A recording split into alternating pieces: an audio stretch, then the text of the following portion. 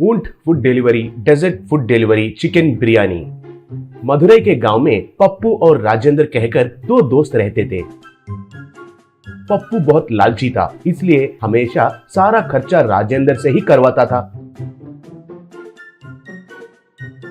और बकवास के स्कीम्स रखकर लोगों के पास पैसे वसूल करके बीच में राजेंद्र को फंसाकर राजेंद्र को मार खिलाता था। फिर भी राजेंद्र ज्यादा ध्यान नहीं देता था। एक दिन पप्पू रेगिस्तान में काम करने के लिए एक मीडिएटर से एग्रीमेंट किया।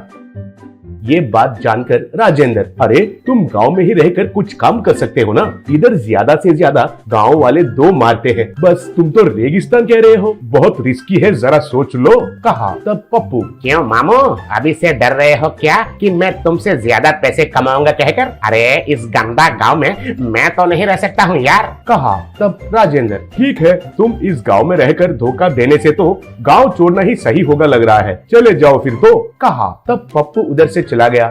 अगले दिन पप्पू रेगिस्तान में काम करने के लिए गया। उधर रेगिस्तान में एक आदमी के पास उनका बकरियों को पालने के लिए एग्रीमेंट किया।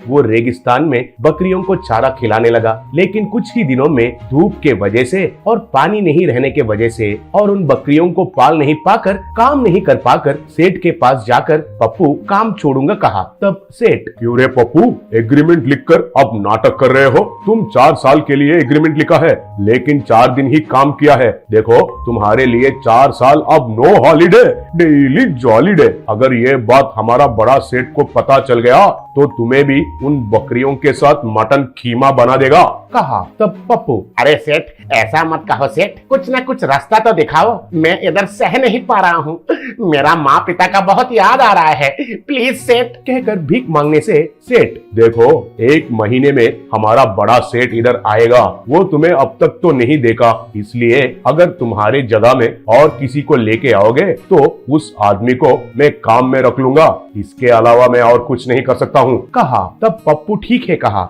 बाद में बहुत सोचने के बाद पप्पू को राजेंद्र के बारे में याद आया। बाद में राजेंद्र को फोन लगाया। फोन में पप्पू, अरे मामू, तुम्हारे लिए इधर बढ़िया सा जॉब देखा हूँ यार, ऊंट पर चिकन बिरयानी को डिलीवरी करने का जॉब है और महीने का वेतन कितना है पता है? 1 लाख रुपए है रे, 1 लाख। तुम आओगे तो ठीक 1 साल में तुम्हारा पिताजी के सारे कर्ज चुका सकते हो मामू, कहा। ये सुनकर राजेंद्र बहुत खुश हुआ।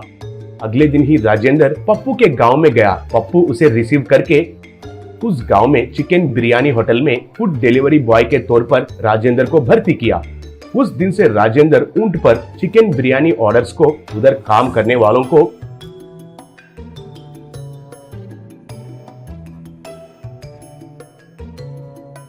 और बकरियों को पालने वालों को डिलीवरी करना शुरू किया। कभी कभी वो ऊंट राजेंद्र को नीचे गिराकर भागने से भी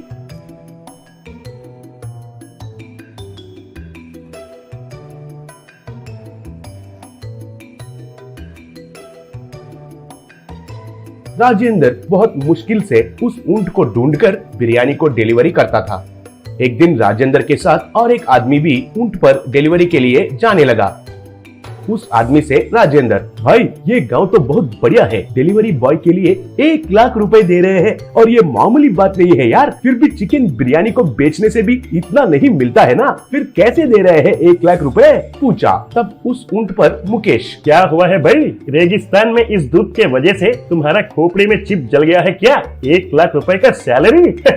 मैं तो इधर 5 साल से काम कर रहा हूँ, 12,000 का सैलरी मिलता है और उसमें ऊंट के लिए तो 2,000 खर्चे भी होते हैं, पता है, कहा। तब राजेंद्र, ये क्या है, मेरा दोस्त पप्पू तो 1 लाख रुपए सैलरी कहकर मुझे इधर बुलाया और हर रोज एक सेठ के पास ले जाकर अच्छा दोस्ती भी करवाया। वो सेठ तो तुम अच्छे से मेहनत करो, तुम्हारा अच्छा फ्यूचर होगा कह रहा है, क्या बात है, पूछा। तब मुकेश, भाई तुम्हारा कहने से तो मुझे दाल में कुछ काला लग रहा है, 1-2 दिन के लिए तुम्हारा दोस्त बुलाया तो भी तुम नहीं जाना, मैं वो लोग तुम्हारे ऊपर क्या स्केच डाल रहे हैं पूरा बात जानता हूँ, ठीक है ना, कहा। तब राजेंद्र ठीक है कहा।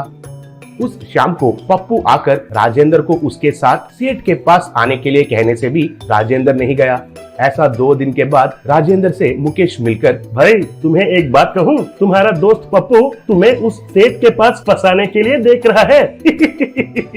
वो क्या है पता है? उनका बकरियों के लिए तुम्हें चारवा बनाने के लिए उसके जगह में तुम्हें रखकर वो भाग जाने के लिए कह रहा था, और वो सेठ को तुम बहुत पसंद आए हो कह रहा है। फिर तो क्या तुम जाकर चारवा बन जाओगे क्या? कहा तब राजेंद्र, ये तुम क्या कह रहे हो भाई? दोस्त कहकर उसके ऊपर विश्वास किया तो मुझे ही धोखा देता है। उसे नहीं छोड़ूंगा भाई, पागल कुत्ते को मारे जैसे मारूंगा उसको, मुझे इतना गुस्सा आ रहा है। कहा तब मुकेश, उसमें क्या है, शाम को उस पप्पू को दारू पार्टी के लिए बुलाएंगे और दारू के साथ छकने के लिए उससे एंजॉय करेंगे, क्या कहते हो? कहा तब राजेंद्र ने ठीक है कहा। उस रात पप्पू को पार्टी में बुलाकर राजेंद्र और मुकेश जानबूझकर पप्पू को खूब मारे। अगले दिन राजेंद्र सुबह सुबह उसका गांव के लिए निकल पड़ा।